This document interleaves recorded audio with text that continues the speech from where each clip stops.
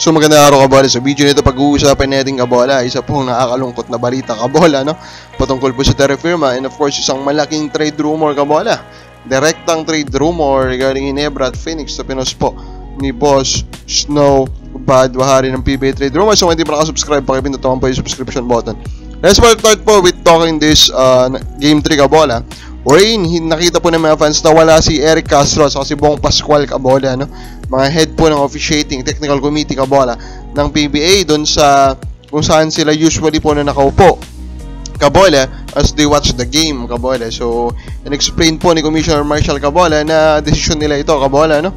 Na kumbaga ilayo sa public itong dalawang kabola. And again, no? Again, paulit-ulit natin sinabi. At the end of the day, talo ang PBA with what? At the end of the day, nakaiwasan sana ng PBA yun, kabola. At the end of the day, kabola, if they did not call that wrong call, kabola, wala sanang magre-reklamo ngayon, kabola. That's the reality of it. That was a mistake, kabola. Now, ito na yung bad news. So, Terra Firma Jeep, kabola, according to Commissioner William Marshall, will stay with the PBA for at least this upcoming season. Kabola. So, in-explain niya kabola na hindi nga po nagkasundo itong Zamboanga Valientes at ang Terra Firma. Of course, we are hopeful sana sa mas konkreto pong explanation kung anong naging problema. Kabola na po? Ano bang naging issue? At least yung una po, with Star Horse, kabola, medyo nalaman natin ng konti na parang may issue sa technicalities yung Star Horse. Pero ito sa pangalawa, kabola, hindi natin malaman kung ano po ang dahilan, kabola, kung bakit hindi po kumbaga nagkasundo. Alam naman natin kabola na bumababa ang presyo ng Terra. Walang nagkakasundo. Imposible kabola na yung purchase kabola o yung buying price ang issue. Kasi nga po bumababa eh. So the issue is more than that kabola. Now I wonder kabola kung what was the issue about Zamboanga kabola, kung bakit hindi po naganap itong sale. Kabola, is it connected, kabola, with the issues or connections with gambling? Pwede kayang ganon, kabola? That could be an acceptable reason, kabola. Kaya hindi natuloy yung deal, kabola. And, of course, pwede rin na umatlas lang talaga ang Valientes. They thought that it's not worth it.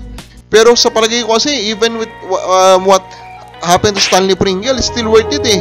Number 1 pick po, kabola, with the upcoming draft ang mapupunta sa'yo.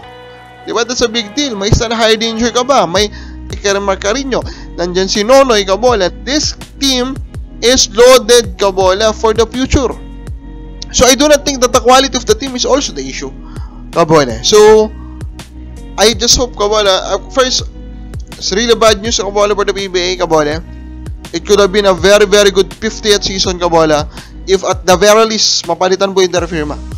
As in, it would have been a very big improvement, kabola, kung mapapanood ng mga fans, kabola, na wala na yung Terra Firma at isa dun sa tatlong farm team naman hindi, kabola, diba? And now, according to the announcement, kabola, they will remain. Pero sa akin naman, I do not think it's a done deal. Kumbaga, I do not think na sure na hindi po mabibili ng Terra Firma. There can always be a rush sale that can happen, diba? Nakita naman natin yun sa last cases. And I'm looking at you talaga, SGA. Strong group who just won again the Jones Cup. I'm looking at you, kabola. The price now of the Terra is very low. Again, I repeat, the current po na roster, the current setup of the assets, that number 1 pick, kabola, that upcoming pick from Converge, kabola, this team is worth it of being bought, kabola. And ang price na current is below franchise fee ng PBA. This team is worth it. So I hope strong group, kabola, will hear our plea. Buy this team now, kabola. Buy this team and join the 50th season of the PBA. Na ito na nga po ang trade rumor po, kabola, na pinag-uusapan niya yan. Wala namang iba, kabola, kundi ito nga daw pong Ginebra is interesado na makuha ito pong si Kai Balungay, kabola.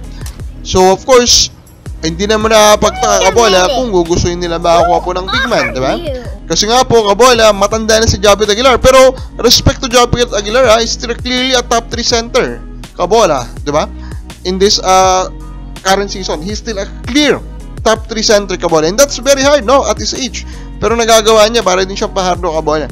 Pero Balungay, I think, is a good target. Pero for me, let us hope talaga, for those who are hoping for parity, na hindi po siya ibibigay ng Phoenix. Kasi with what we saw in the Philippine Cup, this guy is legit. He can be a top 5 center soon. As early as next season. Kabola. Ang mga bal sa game mo. Worth it ba si Kai Balonggay? Comment lang po. So ba?